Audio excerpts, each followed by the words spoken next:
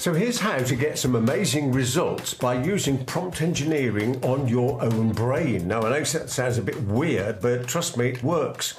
Over many years, I've been fascinated by how my brain works and how the power of questions comes into play. And so what I want to share with you today is all about this, the power of questions and how to use those questions in our own minds. I remember Tony Robbins saying in something that I was watching that the quality of our life is based on the quality of the questions we ask ourselves. And far be it from me to add to what Tony says, but I'm going to. And that is that, yes, the quality of our life is based on the quality of the questions we ask ourselves, and that we're prepared to answer honestly and then, of course, take action with those ideas. It seems to me that when we use the power of questions with our minds, an amazing thing happens. After all, we are carrying, aren't we, our own onboard computer, and there it is.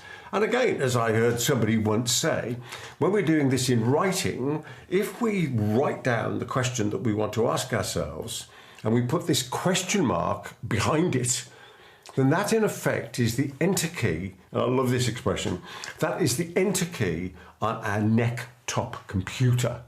So I run my life, because I'm very procedurally based rather than necessarily options based, on asking myself powerful questions and then writing down the answers to those questions, sorting them out into the right order, and then taking action with them. And this is what makes such a difference to me.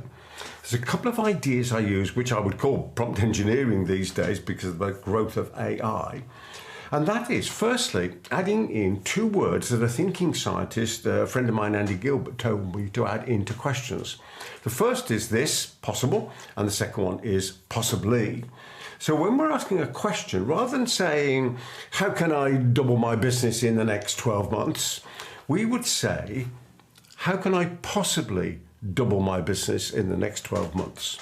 And rather than say, what are the ways in which I can, we would say, what are the possible ways in which I can, whatever it happened to be.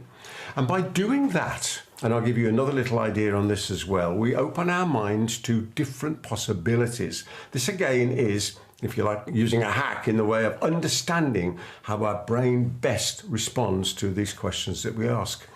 So another version that I use is using words like might, maybe, and possible.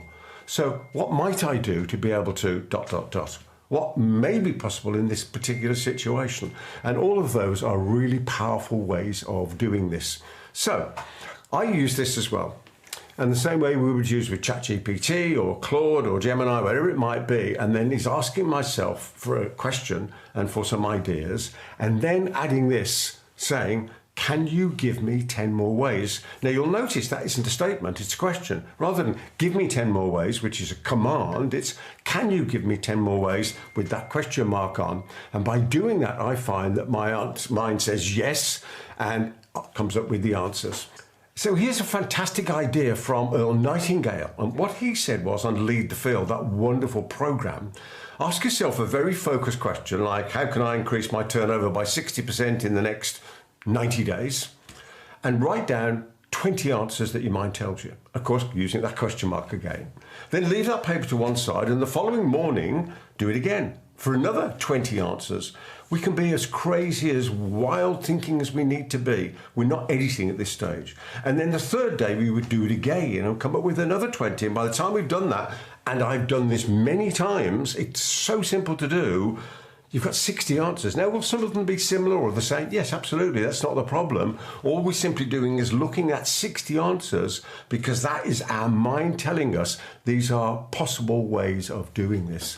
I think this is just so powerful. I'll tell you another way I use it particularly. I use it when I'm writing books, and I write a lot of books, a lot of content. I use this same idea by writing focused questions with a question mark and asking my head to come up with answers, which it always does. Now, if you've enjoyed this particular video, there's plenty more of my videos around here for you to watch. And maybe you'll even come and join me one day on that book writing kickstart workshop. The details will be here somewhere. And in the meantime, I wish you every success in all your adventures in life. From me, Peter Thomson, until now on, goodbye for now.